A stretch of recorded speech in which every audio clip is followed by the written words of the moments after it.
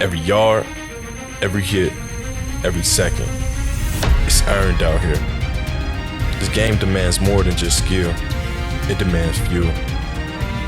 The right fuel. Cause out here it's not just about how hard you work.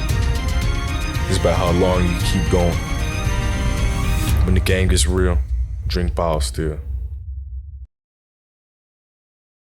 Connor, final week, final regular season games. Oh my gosh. If you have not seen the playoff scenarios video for this week, Connor, make sure to get over there and check that out.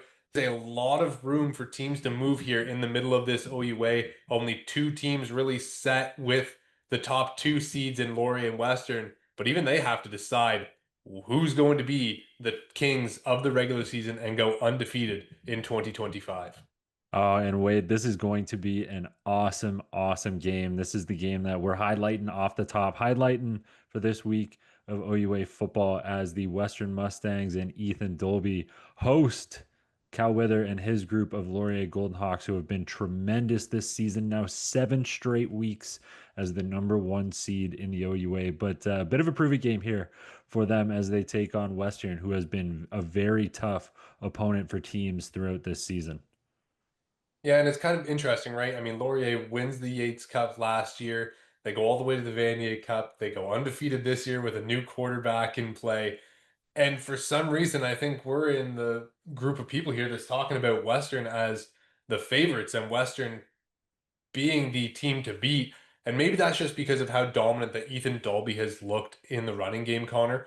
But I think that Laurier, the biggest thing with this one and why we're talking about Western being the team to beat is the game is in London. And Laurier has struggled since the Curly Gittins era to win games at Western. They have, but this is a new year, new season, new team, and I think that they have an opportunity to go out here and kind of break that mold here. And you know, you mentioned Cal Wither earlier, and he's a guy that I want to talk about off the hop because he has been so quietly dominant for this team, and he's just doing the little things right and getting it done and being efficient.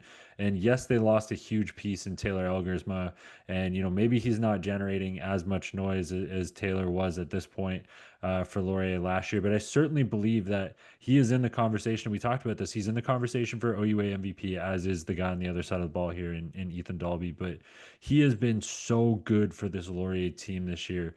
And it's going to be a tall task for the Western secondary, for the Western defense in this one to go against the dynamic offense that is Laurier. And it's not just Cal Wither, and I could go on about him all day, but it is Ethan Jordan and Leomi Ajutalayo and Tayshawn Jackson and all of the weapons that they have on that offense. So I do think that this is going to be as much of a test for Western as it will be for Laurier.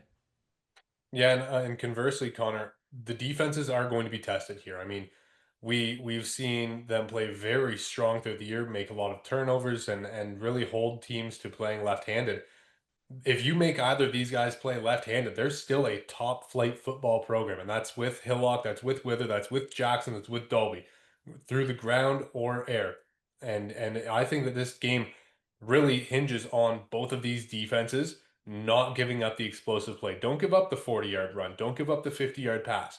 Make these guys earn it. And while these offenses can both play that way, whoever gives up those big explosives is going to be behind the eight ball because once you get rolling, it is very tough to stop either of these purple teams. It definitely is, Wade, and it's going to be one to watch. I'm very excited for this matchup. But let's take this to the Limestone City. Another huge playoff game here as the Queens Gales get set to host the Windsor Lancers. And you know, if you watch that video, you know that all hell could break loose depending on the winner in this one. So Windsor with a win, to reiterate, ends up the 3 seed. Queens with a win ends up the 3 seed. But a ton of stuff could happen standing wise beyond that. But let's own in on this game, Wade. Let's talk about the Gales and the Lancers in this one. And what are we looking at?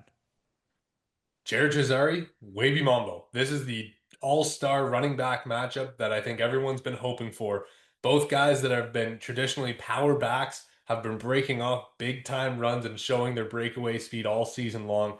I think that this one, Connor, is just a slugfest. This is a heavyweight tilt with two coaches that have a culture and a style of play that is as physical as anything in the country. And while we look at Windsor with the big win, That's the biggest thing to me. How does this team go into Ottawa, go home, come back to Kingston? And if they lose, there's a very real world where they have to do that road trip a third time and have 3 cross-province road trips week after week after week to come down the stretch in this OUA season. And as tough as it is, if any team's going to be built for it physically, it is that Windsor Lancers, and it is the Windsor Lancers and their end of the road grit and mentality. And wait, I don't want to use a cliche here, but we always talk about, the adage is ground games and defenses traveling, and Windsor certainly has. They both do, and that's what I want to talk about here is defensive matchup. But Windsor specifically on the season has been just so darn impressive. I mean, they average just 15 points against per game. They're the second fewest yards against per game. Queens right there at the bottom, allowing the fewest yards per game. 12 interceptions for each of these defenses. They lead the OUA, tied at the one spot with 12. But Windsor has done a phenomenal job at creating pressure this year. 33 sacks. 33 sacks on the season for this Windsor Lancers defense. And they have made opposing quarterbacks uncomfortable. And we saw this prime example against a very darn good Western Mustangs offense. So I think that on the defensive side of the ball, it is going to be a test for Queens, as is Queens' defense for the Windsor Lancers offensive unit. This is two tough defenses going head to head in this game. Yeah, it is. DJ Ryan has played phenomenal. I think he has actually been the brightest of spots, as good as OJ and as good as Stephen Capea and as good as EJ in the middle and as good as the whole secondary, Corskadden, Miller Melanson, Vanek, Seaway. As good as all those guys have been, DJ Ryan has stood out to me in the last couple weeks, really in particular. So uh, they're going to need a big time game out of this front seven as they try to stall this Windsor attack and really limit a mobile quarterback who does as much damage as the running back, it seems, in Nick Domofsky. So we'll move on now. We got 3 other games where we have a ton of action, and Carleton McMaster seems like the one that everyone's looking at as, okay, what's going to happen in this one? Because we saw Carleton win the Panda game, then we saw them play Laurier and look outclassed. Now we're seeing the McMaster Marauders with this late season push. And Connor, they can end up being the 4 seed and hosting a playoff game where we talked about early in the season, something is not right with the Marauders. Yeah, wait, and I think a lot of that is due to the last 2 weeks here, right? Like they've had 2 huge games. They're on a 2-game win streak here. They're coming off most recently that 47-14 win over the Waterloo Warriors. And in both of these last 2 games, the quarterback play has been fantastic. 2 weeks ago, we said that's the game we've been waiting to see out of Luke Thalman. And then, Luke Thalman gets bumped, goes down. And, we talked about this in the recap, and it looks like Lucas Bresci doesn't even miss a step when he comes in. And that offense looked fantastic in that game, throwing for 5 touchdowns to the air and kind of getting it done on the ground. So I think in this one, they just need to continue to build on that. You've got a good thing going right now. You've got a little bit of lightning in a bottle. So ride that wave a little bit here. I think they're starting to click. They're starting to figure it out. They're starting to fire, and I think they're doing it at the right time as they are closing in on this playoff hunt. Yeah, and conversely for Carleton, they got to find a quarterback and rock with it. We've seen them go back and forth all season between Lefebvre and Barnes, but Connor, both of these teams have not really shown a desire to run the football. Matt Morin, obviously with Carleton, has had some bright moments, but to me, that's what this one's going to come down to. We can't have each team passing the ball 55 times and expecting them to come out and control clock and be ready to go in the fourth quarter of this game. I expect this game to hinge on who leans the heaviest into the ground game, and whether that is quarterback run or just simple running backs getting involved, they have to be some sort of balance. They have to have some sort of balance. But Connor, other games to talk about: Guelph, York, both teams looking for that third win, both teams looking to squeak their way in to the playoffs at the very tail end of the season. It's going to be a tight one between these two teams that have really good quarterbacks, but have kind of underwhelmed at points in the year. Yeah, and I think that's certainly going to be the element that's going to be the one to watch in this game, Wade, is the quarterback play, right? Like we have a big matchup between Keegan Hall and Tristan Aboud and Marshall McCray. We can't forget about him. But Wade, for the Guelph Griffins, they haven't played football in what feels like a long time, right? It has been a while since we have seen them on the field. And last time we did, they took a loss to the Queens Gales.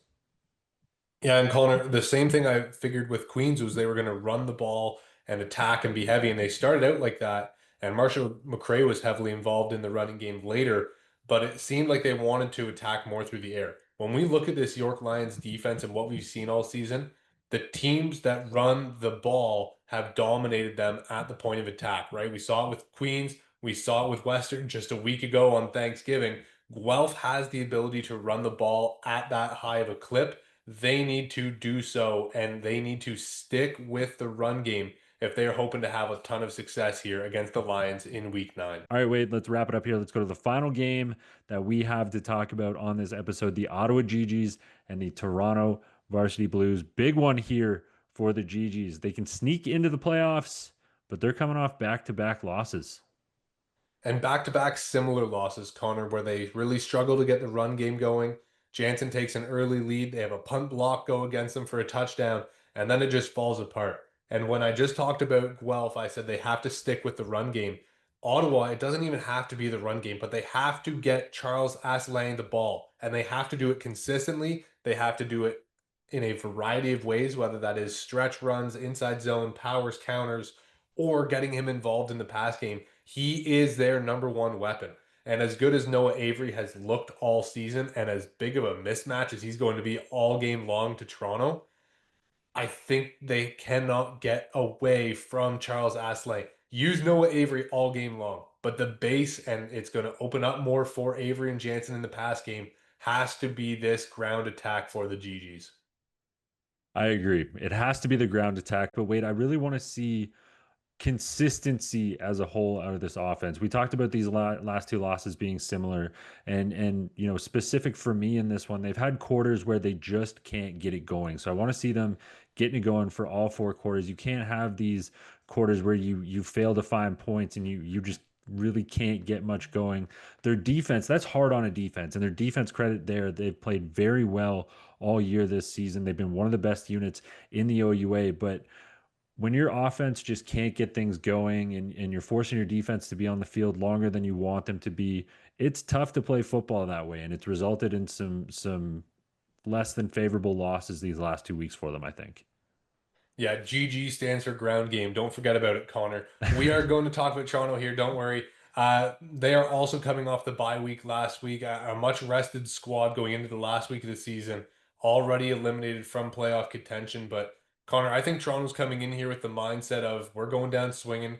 We're gonna we're gonna fight tooth and nail and claw you out of the playoffs with us if we can't help it. So I think Toronto's gonna go all out, trick plays, aerial attack. Scott Barnett's going to run the ball a lot. Is my prediction, but Toronto, obviously, the biggest task for them is going to be defensively slowing down this attack. 100%, Wade. 100%. I think that wraps it up for us this week, though. Final week of the OUA. I can't believe we're already here, but it is going to be a very exciting one. We have a ton of playoff stuff going on, as we've said all evening throughout this episode. So go check out the OUA article, go check out the video that we've done, and get ready, buckle up for some OUA football this weekend. If you're feeling a little dehydrated though, make sure you get your BioSteel in you. Stay hydrated, be ready so you don't miss any of the OUA football action this weekend. And as always, you can catch that on OUA.tv. Enjoy the weekend, enjoy the games. We'll see you in the playoffs.